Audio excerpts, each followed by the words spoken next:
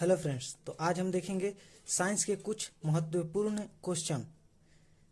देखिए, पहला, माइकोलॉजी में किसका अध्ययन किया जाता है? कवक का अध्ययन माइकोलॉजी कहलाता है। वैसे शैवाल का अध्ययन फाइकोलॉजी। लाइकेन जो होता है वो कवक और शैवाल का सहजीवन लाइकेन होता है।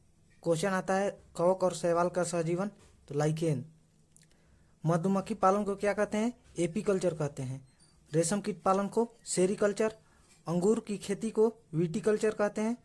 केचुआ पालन को वर्मी कल्चर, और केचुआ को किसान का मित्र भी कहा जाता है।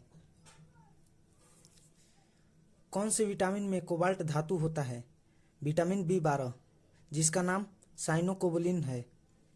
कोशिका की ऊर्जा मुद्रा किसे कहते हैं? तो एटीपी को। इसका फुल फॉर्म होता है एडिनोसिन ट्राइफॉस्फेट। कोशिका का पावर हाउस किसे कहते हैं? तो माइटोकॉन्ड्रिया को।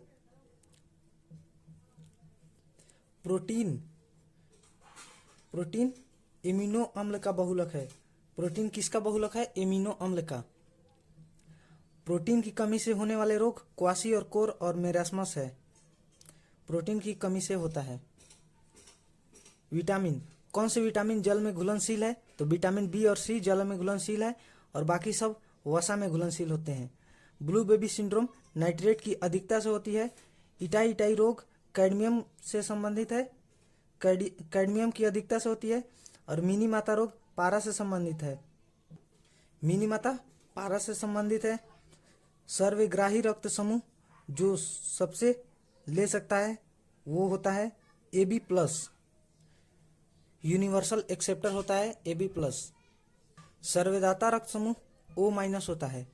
Universal donor O-। रक्त समूह की खोज कॉरलैंड स्टीनर ने की थी। पूर्ण पाचक रस किसे कहते हैं? अग्न्याशय रस को। इंसुलिन का निर्माण अग्न्याशय में होता है। मधुमेह इंसुलिन की कमी से होती है। मधुमेह दो प्रकार के होते हैं, मधुमेह मेलिटस और मधुमेह इंसिडिपस। सीरम क्या है? तो प्लाज्मा में से फाइब्रिनोजन निकाल देते हैं तो सीरम बचता है। तो ये क्वेश्चन आ जाता है कि सीरम क्या है, या प्लाज्मा में से फाइब्रिनोजन निकालने पर क्या बचता है? तो सीरम बचता है। आरबीसी का कब्रिस्तान। आरबीसी का कब्रिस्तान किसे कहते हैं? प्लीहा या स्प्लीन को कहते हैं। दोनों एक ही हैं, इंग्लिश में स्प्लीन कहते हैं, हिंदी में प्लीहा। शाही रोग रॉयल डिजीज किसे कहते हैं? हीमोफीलिया को। पहली बार ब्रिटेन की महारानी विक्टोरिया को हुआ था ये रोग, इसीलिए इसे रॉयल डिजीज कहते हैं। इस रोग में रक्त का थक्का नहीं जमता है। रक्त किस प्रकार का उत्तक है? तो रक्त तरल संयोजी उत्तक है। तरल संयोजी। रक्त का पीएच मान कितना होता है? 7.4, हल्का क्षारीय। पीएच स्केल 0 से 14 तक होता है। पीएच स्केल किसने दिया था? सोरेनसन ने। रुधिर में कैल्शियम की मात्रा को कौन नियंत्रित करता है? तो कैल्सिटोसिन हार्मोन। जो गले में स्थित पैराथायराइड ग्रंथि से कैल्सिटोसिन हार्मोन निकलता है। गले में स्थित पैराथायराइड ग्रंथि होती है हमारे गले में, उसी से निकलता है कैल्सिटोसिन हार्मोन। अस्थि से अस्थि जोड़ता है लिगामेंट, और अस्थि से मांसपेशी को जोड़ता है टेंडन।